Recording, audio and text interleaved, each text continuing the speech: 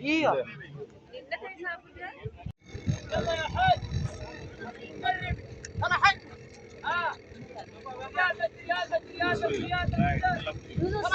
For seating method.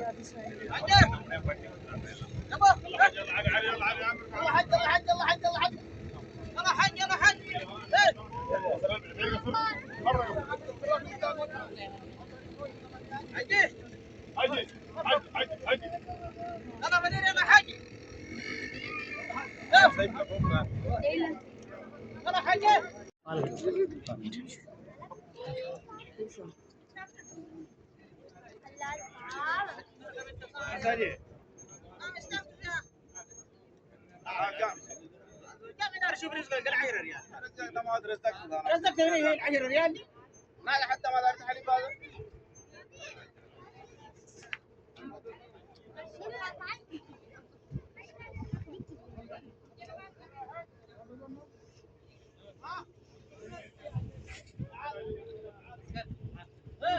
هذا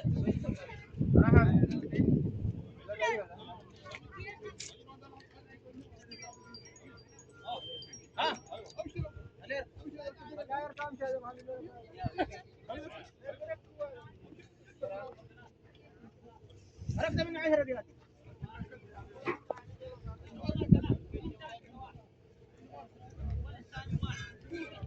لا بقول ما بقول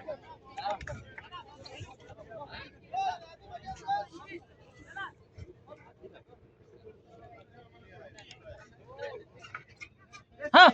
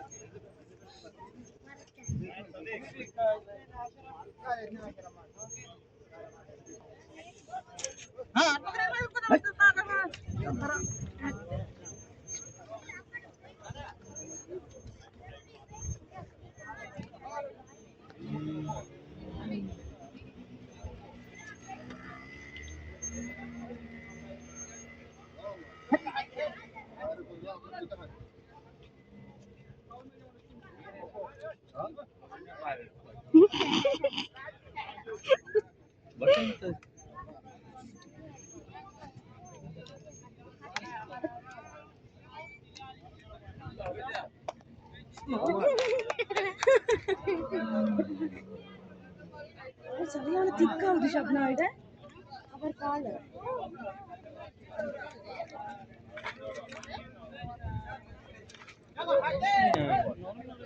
ஐத்தா மச்ச சரியான திக்காவுது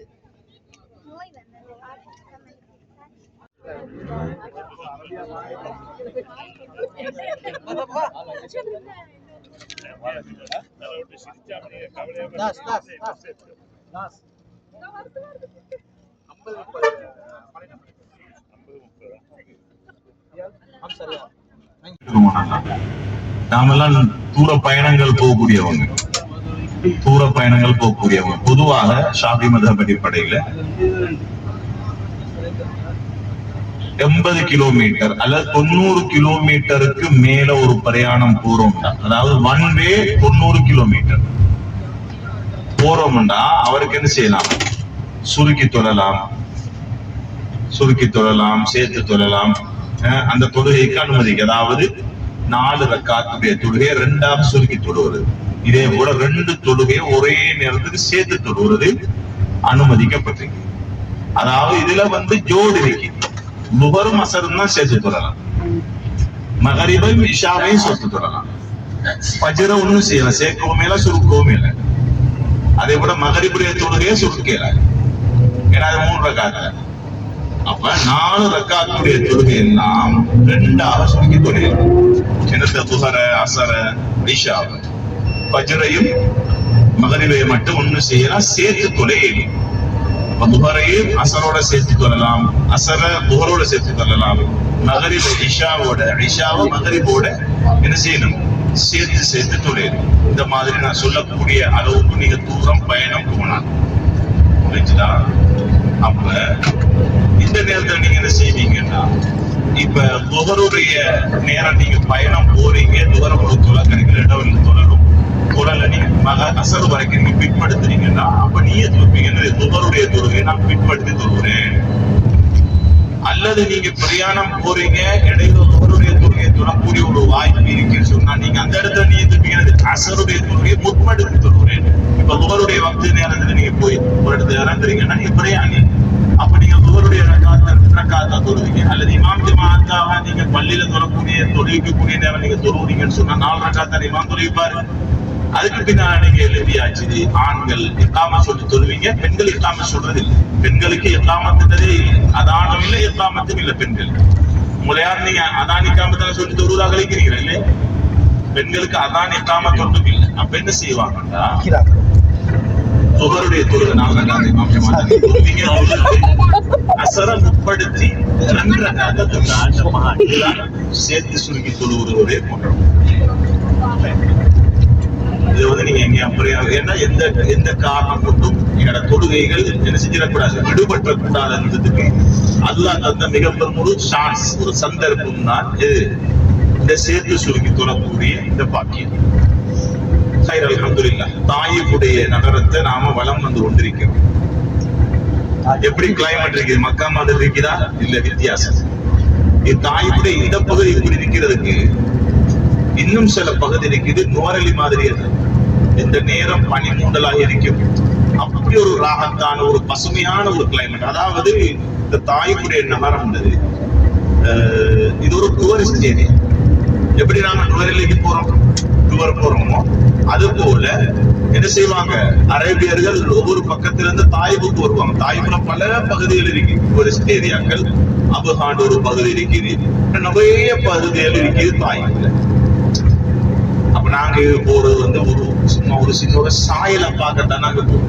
ஒரு சின்ன ஒரு சாயல் ஒண்ணு மட்டும்தான் நாங்க பார்க்க போறோம். இதுதான் தாயிஃப். எதுல சரித்திரம் இருக்குதோ அந்த இடத்த மட்டும்தான் நாங்க பார்க்க போறோம்.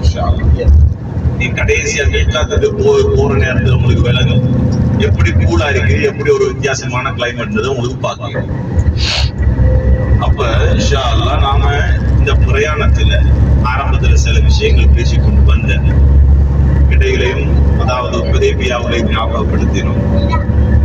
இன்ஷா அல்லாஹ் இனி நாங்க ஞாபகப்படுத்துறேன்னு சொன்னா மஸ்ஜித் இப்னு அப்பாஸ் அந்தந்த இடத்துல வச்சு ஞாபகப்படுத்துற இருக்குண்டால் அப்பதான் ஒரு பிரயோஜனம் இருக்கு. இல்லாட்டி தான் அதுதான் இதுன்னு நாங்க இன்னைக்கு போய் காட்டிட்டு பஸ்ல வச்சு எல்லாத்தையும் சொல்லிட்டு போனோம்னு சொன்னா ஒண்ணும் படாது, எல்லாருக்கும் தூக்கம் தான் வரும். அதனால அந்த இடத்துல வச்சு நான் அந்தந்த சம்பவங்களை நான் இன்ஷா அல்லாஹ் ஞாபகப்படுத்துறேன்.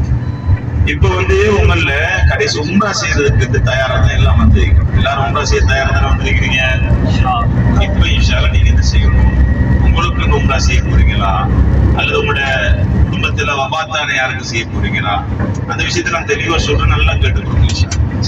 விலங்கல்ல சொல்லி திரும்ப கேளுங்க, பிரச்சனை இல்லை. இப்ப நீங்க உங்களோட மௌத்தா போன உம்மா வாப்பா 2 பேரும் மௌத்து விடுவீங்க. அப்படியான நிலைமையில முற்படுத்தணும் யார முற்படுத்தணும் சொல்லுங்களேன். உம்மாவை தான் முற்படுத்தணும். ஏன் காரணம், ஸல்லல்லாஹு அலைஹி வஸல்லம் 3 தடவை யார சொன்னாங்க, உம்மா தான்டா. அதனால என்னோட உம்மாவை முற்படுத்தும். இப்ப அடுத்த பிரச்சனை என்னன்னா, உம்மாவுக்கு நாங்க உம்ரா செஞ்சுட்டோம்.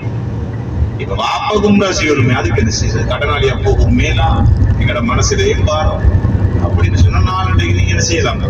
அதாவது மஸ்ஜித் ஆயிஷாக்கு போயிட்டு சரி, ஜஹரானாக்கு போயிட்டு சரி, எங்கெல்லாம் கட்டி வந்து அவங்களுக்கு வேண்டி ஒரு உம்ரா முடிக்கிறாங்க.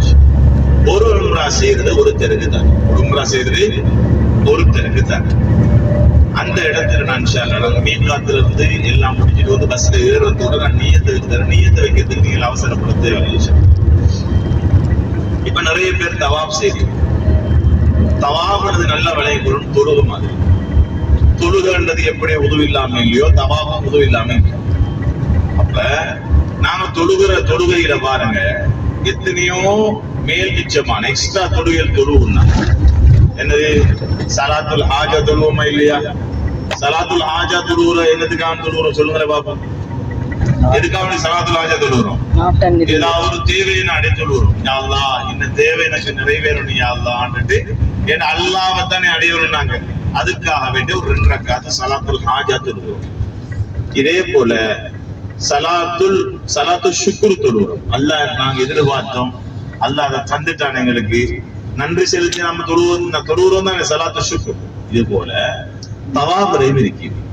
நீங்க சலாத்துல் ஹாஜா மாதிரி தவாபுல் ஹாஜாவும் இருக்கு. தேவைக்காக வேண்டி தவாப் செய்யுங்க. ஒரு நியத்தை வைக்கிறீங்க, யா அல்லாஹ் இன்ன காரியம் நிறைவேறணும் யா அல்லாஹ். ஆனா அது நிறைவேறுமா இல்லையான்றது எங்களுக்கு தெரியாது, எங்களுக்கு தேவையும் இல்லை. அல்லாஹ் கிட்ட ஒப்படைச்சோம்னா அவனுக்கு தெரியும் என் அடியானுக்கு ஸ்பெஷலா இதை கொடுக்கணும். ஒன்று கேட்டது தருவான், இல்லாட்டி தர மாட்டான். தரலாதனால நாம் நினைச்சிட கூடாது என் துவாவல்ல ஏற்றுக்கொள்ளல பாரு நான் அவ்வளவு தவாப்புல கதறி இல்லையா அது எனக்கு தரலன்னு. அன்பார்ந்தவர்களே, அல்லாஹ் கிட்ட நாங்க கேட்டு அல்லாஹ் எங்களுக்கு தரலண்டா அல்லாஹ் கிட்ட கேட்டு தந்தத்தை விட நாங்க சந்தோஷம். ஏன் தெரியுமா? ஒரு சலப்பு சொல்றாரு, ஒரு தாபியீ சொல்றாரு, அல்லாஹ் கிட்ட நான் ஒரு விஷயத்தை கேட்டு அல்லாஹ் எனக்கு தந்துட்டா நான் ஒரு தடவை தான் நன்றி செலுத்துவேன். அல்லாஹ் கிட்ட கேட்டு அல்லாஹ் எனக்கு தரலன்னா நான் 10 தடவை நன்றி செலுத்த வேண்டாம். அவங்களோட சஹாக்க நண்பர்கள் கேட்டாங்க, அது ஏன் இமாம் அவங்களே தந்தா தானே சந்தோஷம், கேட்டு தந்தா தானே சந்தோஷம், நீங்க தரலன்னு சொன்னா 10 தடவை. சொன்னாங்க, நான் கேட்டு அல்லாஹ் கிட்ட எனக்கு தந்துட்டான். இதுல நலவு இருக்குதா கெடுதி இருக்குதான்னு எனக்கு தெரியும். ஆனா நான் கேட்டும் அல்லாஹ் தரலண்டா என் அடியானுக்கு இது சரி வராது. அல்லாஹ் உங்களுக்கு தெரியும். நாங்க கேட்டிருப்போம், ஆனா அல்லாஹ்க்கு தெரியும் இதுல நலவு இருக்குதா கெடுதி இருக்கிற. எங்களுக்கு ஒன்றுமே தெரியா. எங்களுக்கு வெளியில இருந்தா செவத்துக்கங்கால் என்ன நடக்க போகுதுன்னு எங்களுக்கு தெரியா, இந்த பஸ்மிக்கு என்ன நடக்க போகுதுன்னு எங்களுக்கு தெரியா. எல்லாமே மறைவானது. ஆனா அல்லாஹ்க்கு எல்லாமே வெளிச்சம், அல்லாஹ்க்கு எல்லாமே திட்ட தெளிவா விளங்கும். அதனால அந்த விளப்பமுடையவன், அந்த அறிவுடைய ரப்பு ஒரு விஷயத்தை நாங்க கேட்டும் தரலண்டா அது எங்களுக்கு நல்ல இல்லைன்னு சொல்லி அல்லாஹ் முடிவெடுத்திருக்கிறார். அந்த ஒன்றுக்குத்தான் நாம் 10 தடவை அல்லாஹ் நன்றி செலுத்தணும். ஏன்னா அல்லாஹ் என்னை காப்பாத்திட்டானே, நான் எதிர்பார்த்தேன், ஆனா இது ஆபத்து இருக்கிறது அவனுக்கு தெரியும். அப்ப அல்லாஹ் என்ன காப்பாத்திட்டான் தானே, அதுக்காக வேண்டி நான் என்ன செய்வேன், அல்லாஹ்க்கு 10 தடவை நான் நன்றி செலுத்துவேன்னு சொல்லி சொன்னாங்க. அது மாதிரி இப்ப தவாஃபுலையும் கூட நாங்க தவாஃபுல் முஸ்லிம்களாக மாற்றுறதுக்கு வந்திருக்கிறோம். இந்த வார்த்தையை கேட்ட அந்த பகுதியுடைய சகீஃபுடைய தலைவர்கள் 3 பேர் நபி அவங்களோட உள்ளம் நோவக்கூடிய வார்த்தைகளை சொல்லி நபி அவங்கள நோவடிச்சாங்க. உள்ளமெல்லாம் உடைஞ்சவங்களாக நபி அவர்கள் வெளியில வரக்கூடிய நேரம் ஸல்லல்லாஹு அலைஹி வஸல்லம் அவங்களுக்கு எதிராக கற்களை எரியுமாறு அந்த பகுதியில் இருந்த சிறுவர்கள்ட்ட சொல்லி அந்த சிறுவர்கள் கற்களை எரியுறாங்க. சில வேளைகள்ல ஜிப்ரீல் அலைஹிஸ்ஸலாம் அவங்க என்ன செய்வாங்கன்னா, நபி அவர்களுடைய உடம்பு பூராக மூடப்பட்டிருக்குமாம் கல்லால. ஜிப்ரீல் அலைஹிஸ்ஸலாம் வந்து தன்னுடைய இறக்கையால் அந்த கல்லெல்லாம் அகற்றிட்டு நபி அவங்க எடுப்பாட்டுவாங்களாம். அதே போல இன்னும் ஸைத் இப்னு ஹாரிஸா ரலியல்லாஹு அன்ஹு அவங்க நபி அவங்களுக்கு கல்லடிக்கக்கூடிய நேரத்துல அவங்களோட உடம்ப கொடுப்பாங்க. அவங்களோட உடம்புல இருந்தும் ரத்தம் வடியும். அன்பாண்டவர்களை எந்த அளவுக்கு ஒரு நோவினண்டா ஸல்லல்லாஹு அலைஹி வஸல்லம் அவங்கள்ட்ட கேட்டாங்க, ஆயிஷா ரலியல்லாஹு அன்ஹா, யா ரசூலல்லாஹ், அதுல நீங்க பட்ட கஷ்டத்தை விட வேற எப்பயாவது நீங்க பட்டதுண்டா கஷ்டங்கள்? அப்படி அவங்க சொன்னாங்க, இந்த தாயுடைய மக்களால பட்ட கஷ்டம் போல நான் ஒரு காலமும் கஷ்டப்படல. எந்த அளவு கண்டா ஏந்த கஷ்டம், எந்த உடம்புல ரத்தம் வடிந்து வடிந்து செருப்பு வரைக்கும் வடிஞ்சு செருப்போட கால் உற்ற அளவுக்கு ரத்தம் வடிஞ்சிருக்கிறது. அப்படி கூட அடிபட்டு இருப்பாங்க ஸல்லல்லாஹு அலைஹி வஸல்லம். யோசிச்சு பாருங்களேன், எத்தனை கல்லடி விழுந்திருக்கும். அந்த முபாரக்கான மேனி எவ்வளவு நொந்திருக்கும். ஸல்லல்லாஹு அலைஹி வஸல்லம் அவங்களோட உடம்பு நோவின, உள்ளமும் நோவின, ரத்தம் வடிஞ்ச மேனி, கொடுத்திருந்த ஆடையெல்லாம் ரத்தம். அந்த நேரம் நபி அவனுக்கு கருணை காட்ட இந்த மண்ணுல யாருமே இருக்கல. கருணை மிக்க ரப்புல் ஆலமீன் உடனே ஜிப்ரீல் அலைஹிஸ்ஸலாம் அவர்களை மலைகளுக்கு பொறுப்பான மலக்களை அல்லாஹ் அனுப்பினான். அப்ப நபி அவங்க சொல்றாங்க இந்த சம்பவத்தை, ஆயிஷா, நான் இந்த தலையை உயர்த்தி பார்த்தேன், என்னடா இது ஒரு இருட்டா இருக்குது. தலையை உயர்த்தி பார்த்தா வானத்துக்கு அரசர் ஜிப்ரீல் அலைஹிஸ்ஸலாம் வந்திருக்கிறார். ஜிப்ரீல் அலைஹிஸ்ஸலாம் வந்திருக்கிறாங்க. ஸல்லல்லாஹு அலைஹி வஸல்லம் அவங்களுக்கு எனக்கு சலாம் சொன்னாங்க ஆயிஷா. நானும் பதில சொன்னேன், முஹம்மதே ஸல்லல்லாஹு அலைஹி வஸல்லம், உங்களோட கூட்டம் உங்களுக்கு செஞ்ச அநியாயத்தை அல்லாஹ் கண்டுட்டான். அதனால மலைகளுக்கு பொறுப்பான மலக்கூறு அனுப்பி இருக்கிறான். நீங்க உத்தரவு விடுவீங்கன்னா உங்களுக்கு அநியாயம் செஞ்ச இந்த கூட்டம் இருக்கிற சகீப் வாசிகள் இவங்க அப்படியே தூக்கி அஹ்ஷபைன் என்ற 2 மலைகள், இந்த இடத்துல நீங்க நேற்று முந்தின நாள் நான் பயணம் போனோம் இல்லையா உங்களுக்கு தாய், அதாவது அரத்துடுக்கு ஷுஐப் அபீ தாலிப்ல 2 மலையை சொன்னேன். என்னது ஒன்று அபூ குபைஸ், அடுத்தது என்னது குஐகான் என்ற மலை. இந்த 2 மலைக்கு உள்ள பேர் தான் என்னது அஹ்ஷபைன் சொல்லுவாங்க. அஹ்ஷபைன். அப்ப அஹ்ஷபைன் என்ற 2 மலைகளுக்கு இடையில இந்த தாய்க்குள்ள உள்ள தத்தைமாசி அப்படியே தூக்கி கொண்டு போய் மக்காவுடைய பின்பக்கத்துல அந்த எனது அபூ குபைஸ் குஐகான் மலைக்கு இடையில வச்சு 2 மலையை நெருக்கி நாம் நெசுக்கி சாவடிச்சிடுவோம். நீங்க உத்தரவிட்டா போதும் நபி என்று சொன்னதோட உம்மத்தின் மீது கருணை கொண்ட நபி இத்தனை அநியாயங்கள் அந்த சமூகம் செய்த போதிலும் அல்லாஹ்வுடைய தூதர் அதை பொருட்படுத்தாமல் தன்னுடைய சுய விருப்பத்துக்காக சுய நலனுக்காக வேண்டி அவர்கள் அழிந்துவிடக் கூடாது என்று நினைத்தவர்கள் என்ன சொன்னாங்க தெரியுமா? இந்த கூட்டம் இஸ்லாத்தை ஏற்றுக்கொள்ள இல்லாட்டாலும் இவங்களோட நிச்சலங்களாவது இஸ்லாத்தை ஏற்றுக்கொள்ளுவாங்க என்று சொன்னாங்க. ஜிப்ரீல் அலைஹிஸ்ஸலாம் போயிட்டாங்க. கண்ணியமானவர்களே, அப்படியான ஒரு உள்ளம் படைத்தவர்கள் தான் பெருமானார். மன்னிக்கும் பண்பு உள்ளவர்கள், உணர்வுகளை மதிக்கும் பண்பு உள்ளவர்கள் ஸல்லல்லாஹு அலைஹி வஸல்லம். அதுக்கு பின்னால் என்ன செஞ்சாங்கன்னா, நபி அவர்களும் ஸைத் இப்னு ஹாரிஸா ரலியல்லாஹு இருவருமாக நடந்து போறாங்க. போய் கடுமையான வருத்தம், உடம்புல எல்லாம் ரத்தம், ஓய்வெடுப்பதற்காக வேண்டி ஒரு இடத்துக்கு போய் உட்கார்ந்தாங்க. உட்கார்ந்தது ஒரு திராட்சை தோட்டம். ஒரு திராட்சை தோட்டம். அது யாருக்குரியது? மக்காவில் இருக்கக்கூடிய வலீத் என்று சொல்லக்கூடிய ஒரு கொடுங்கோலனான ஒரு காஃபிர். நபி அவருக்கு அதிகமான அநியாயம் செய்த ஒருத்தர். அவனுடைய மகன்மார் 2 பேர் உத்பா ஷைபா என்ற 2 பேருக்கும் உரிய தோட்டம் இருந்துச்சு. அப்ப அந்த தோட்டத்துலதான் போய் நபி உட்கார்ந்தாங்க. உட்கார்ந்தா அந்த தோட்டத்துல வேலை செஞ்சாரு ஒரு கிறிஸ்தவ வாலிபர். அவரோட பேர் அத்தாஸ். அந்த கிறிஸ்தவ வாலிபர் நபி அவருடைய இந்த நிலைமையை பார்த்து கவலை கொண்டு வேகமாக போய் மரத்தில் இருந்து செஞ்சாரு திராட்சை கொலையை கொண்டு கொடுத்தார். ஸல்லல்லாஹு அலைஹி வஸல்லம் அவங்க அந்த திராட்சை கொலையை எடுத்ததோட பிஸ்மில்லாஹ்னு சாப்பிட்டாங்க. கடுமையான பசி நபி அவங்களுக்கு. பிஸ்மில்லாஹ்னு சாப்பிட்டாங்க. சாப்பிட்டதோட அந்த பிஸ்மில்லாஹ் வார்த்தையை கேட்ட இவர் உடனே நபி அவங்கள்ட்ட கேட்டாரு, நீங்க யாரு? இப்படியான வார்த்தை பொழுது மக்கள் சொல்றது கிடையாது. அந்த நேரம் நபி அவங்க கேட்டாங்க, நீங்க யார்? நீங்க எங்க இருந்து வந்திருக்கிறீங்க? அந்த மனிதர் சொன்னார், அந்த வாலிபர் சொன்னார், நான் அத்தாஸ், நான் நீனவா என்ற ஊரை சேர்ந்தவன். நீனவா என்ற ஊரா? அந்த ஊர் தானே என்னுடைய ஒரு சகோதரருடைய ஊரும். அவர் தான் யூனுஸ் இப்னு மத்தாண்டாங்க. ஸல்லல்லாஹு யாரு? யூனுஸ் அலைஹிஸ்ஸலாம். என்னுடைய வயிற்றுக்குள்ள சிறை பிடிக்கப்பட்ட அந்த நபி யூனுஸ் அலைஹிஸ்ஸலாம் அவங்களோட ஊர் நீனவா என்ற ஊர். அந்த ஊரை சேர்ந்தவரா? அந்த ஊர் தானே என்னுடைய சகோதரனும் யூனுஸ் இப்னு மத்தா. யூனுஸ் இப்னு மத்தா உங்களுக்கு எப்படி தெரியும் என்று சொல்லி இப்ப யாரு கேட்கிறாரு? அத்தாஸ் கேட்கிறார். அந்த நேரத்தில் நபி அவங்க சொன்னாங்க, அவரும் ஒரு நபி நானும் ஒரு நபி என்று சொன்னதோட இஸ்லாத்தின் மீது ஒரு அன்பு வந்து உடனே அந்த அத்தாஸ் என்ற அந்த கிறிஸ்தவ வாலிபன் நபியோட கையை மோந்து நபியோட நெற்றிய முத்தமிட்டு நபியோட கால முத்தமிட்டு உடனே இஸ்லாத்துக்குள்ள வந்தார். அதனாலதான் அந்த இடத்தில் ஒரு மஸ்ஜித் அமைக்கப்பட்டிருக்குது. ஞாபகார்த்தமாக அந்த மஸ்ஜிதுக்கு பேர் வைக்கப்பட்டிருக்கிறது மஸ்ஜித் அத்தாஸ். மஸ்ஜித் அத்தாஸ் என்று பேர் வைக்கப்பட்டிருக்கு. இன்ஷா அல்லாஹ் அந்த இடத்துக்கு மழை இல்லைன்னா இறங்கி போவோம். இன்ஷா அல்லாஹ் கட்டாயம். அதே போல நாங்க இன்ஷா அல்லாஹ் போகக்கூடிய இடம் மஸ்ஜித் இப்னு அப்பாஸ்க்கு போவோம். மஸ்ஜித் இப்னு அப்பாஸ். இப்ப நபி அவங்க தாய்க்கு போனது, கல்லடி பட்டது, வருத்தத்தோட இன்னும் ஒரு மஸ்ஜித் ஒன்று இருக்கு. அந்த மஸ்ஜிது கிட்ட வாங்குறது நான் அந்த விஷயத்தை நான் ஞாபகப்படுத்துறேன் இன்ஷா அல்லாஹ். அப்ப நிராசையானவர்களாக நபி அவங்க திரும்பி என்ன செஞ்சாங்க? மக்காவுக்கு வந்துட்டாங்க. என்னடா அவங்க போன விஷயம் நடக்கல, கவலையோட வேதனையோட அப்படியே திரும்பி என்ன வந்துட்டாங்க? மக்காவுக்கு வந்துட்டாங்க. இந்த பகுதியில் இருக்கக்கூடிய மிக ஒரு விசாலமான ஒரு மஸ்ஜித் தான் மஸ்ஜித் இப்னு அப்பாஸ். இப்னு அப்பாஸ் ரலியல்லாஹு அன்ஹு அவருடைய பேர் ஏன் வந்தது, என்ன சரித்திரம் என்றது இன்ஷா அல்லாஹ் நாங்க இப்ப போவோம். அந்த இடத்துல இப்ப மழை கொஞ்சம் விட்டுருக்கு. இந்த பகுதியில மழை இல்ல போல. அப்ப இன்ஷா அல்லாஹ் போய் நாங்க என்ன செய்வோம், தொழுகை எல்லாம் முடிச்சிட்டு முதலாவது நல்லா ஞாபகம் வச்சுக்கொள்ளணும். பெண்கள் இறக்கி போறதோட சொல்லுவேன், இந்த இடம் தான் பெண்கள் போறோம், போங்க டக்குன்னு உதவிடுங்க, உதவெடுத்துட்டு நீங்க தொழுகிற ரூமுக்கு போயிருங்க. தொழுதுட்டு முதலாவது நீங்க ஒருடைய தொழுகை நான் 2 ரக்காத தொழுவீங்க, பிற்படுத்தி தொழுகிற நீயத்தோட அசல் தொழுகை சுருக்கி தொழுகிற 2 ரக்காத தொழுவீங்க. யார் யாரையும் பார்த்து இருக்கப்பட 2 ரக்காத தொழுதுட்டு இன்ஷா அல்லாஹ் நீங்க என்ன செஞ்சிருவீங்க, அங்க உட்கார்ந்து இருக்க கூடாது, எழும்பிட்டு வெளியே வந்து இன்னும் கொஞ்சம் நில்லுங்க.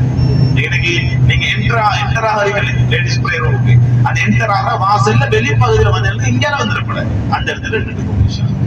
ஆண்கள் போறது அவசரமா தொழுங்க இன்ஷா அல்லாஹ். தொழுதுட்டு நீங்க என்ன செய்யுங்க, அந்த பெண்களுடைய என்ட்ரன்ஸ் இருக்குது, அந்த இடத்துல ஒரு இடம் ஒண்டிக்குது, அந்த இடத்துல வந்து நீங்கள் நில்லுங்க. அந்த இடத்துலதான் இப்னு அப்பாஸ் ரலியல்லாஹு அவங்களோட மக்பராவும் இருக்குது. அந்த இடத்துல நான் ஞாபகப்படுத்துவேன் இந்த சம்பவத்தை. அதோட நாம என்ன செய்வோம் இன்ஷா அல்லாஹ். பஸ் நல்லமா